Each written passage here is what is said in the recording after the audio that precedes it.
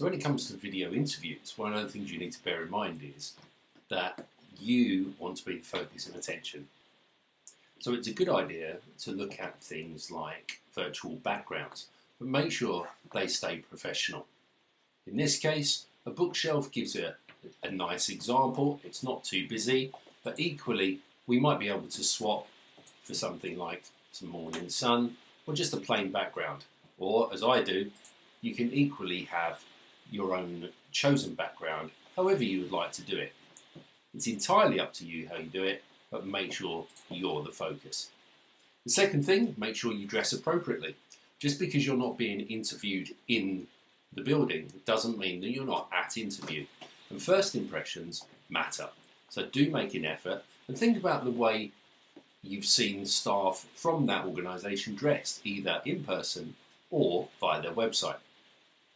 Make sure also that you're looking at the camera as much as possible and not busy leaning around and looking at other things, and try to stay still and focused. Take your time, and if you're going to be presenting anything, make sure that you've tested that in advance to make sure you understand how it works and that the viewer is going to see what you want them to see, particularly if you're going to be using things like presenter notes while you present. The other thing to bear in mind is that various different tools may or may not work on different devices. So if you're invited to interview, make sure you test the software that's being used and ensure that it's working on your device. Ensure that your Wi-Fi or your internet is reliable, and if not, see if you can find an alternative. Finally, it's also really important to make sure that sound quality is good. You don't want people to be struggling to hear you, so you may want to find a quiet area.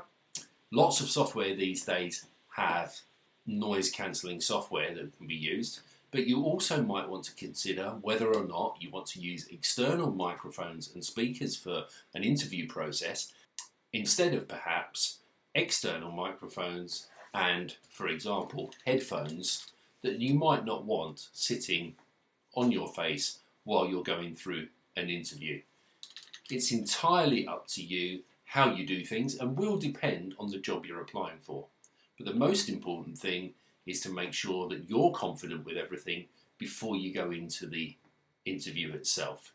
If you're happy things are going to be working, you'll be more relaxed, and the people that are interviewing you will get to see you at your best. Good luck.